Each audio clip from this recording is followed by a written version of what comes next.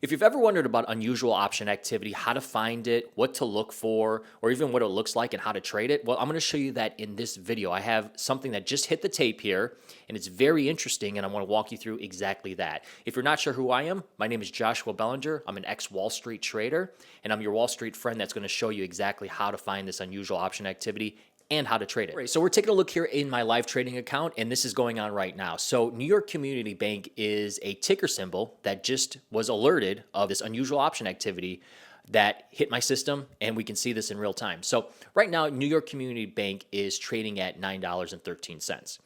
So what we're looking here is that the activity is focused in the May expiration. It's the May 19, 2023 expiration. At this time, there's 29 days to expiration. So option contracts provide us these little puzzle pieces to give us what possibly could be going on and why money, we're following the money here, what they're positioning for. Now, if we just looked at stock transactions of buying stock and selling stock, well, that's very noisy. I mean, there's nothing to take from that. If we took it a next step further, insiders who are buying stock, well, that's meaningful because insiders buy for one reason only. They believe shares are going to go higher or the company's undervalued. They may sell for different reasons, but they only buy for one reason. Now, we can use that same aspect when we talk about calls and puts. People buy calls for only one reason, because they think prices are going to go higher. And they're going to go higher in a quick amount of time because options decay. So we, at this point, know that if someone's buying these contracts, there's 29 days for these to live. And they're buying the $10 strike. So this is right now trading at $9.11. They're buying the $10 strike. So at expiration, for this to break even, if they're buying, they need prices to be above $10, which is a strike price, plus the premium they paid.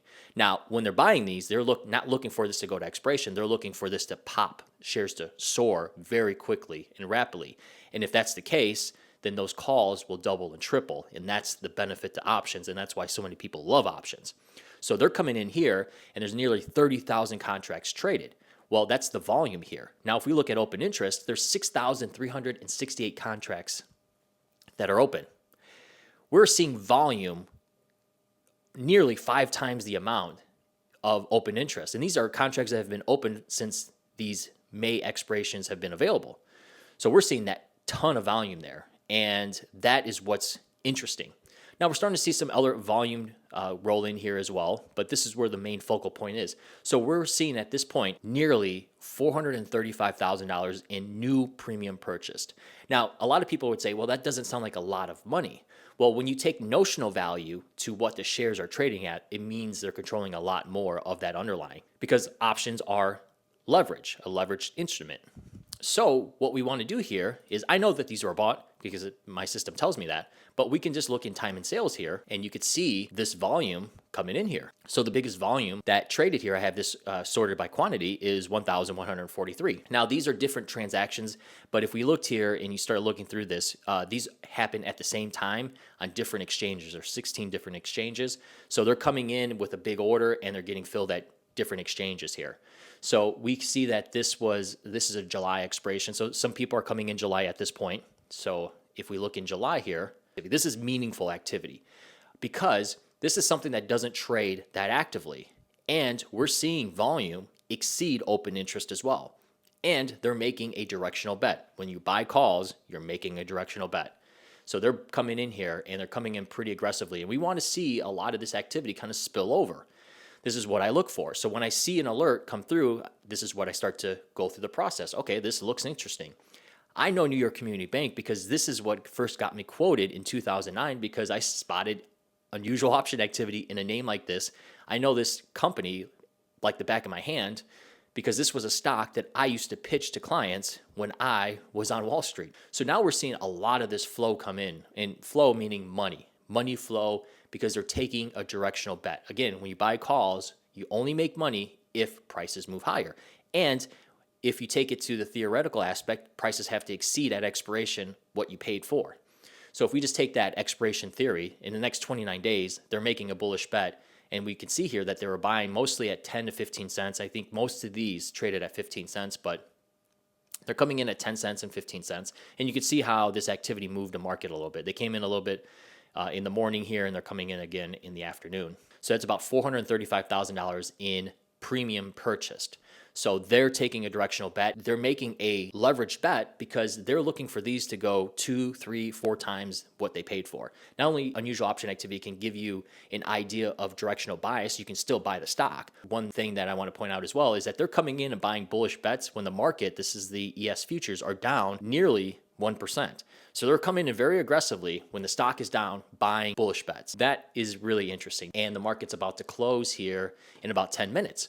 So what I'm going to do here is I'm going to buy a spread. And the reason why I'm going to buy a spread here is because I don't necessarily want to risk 15 cents. Now, these are cheap bets and they could be right. And these could go from 10 cents to 30, 40, 50 cents. And last time I saw this, these 10-cent options went to $1. That is very rare because, again, this has to move $1. That's a big, big move, even for a bank like this.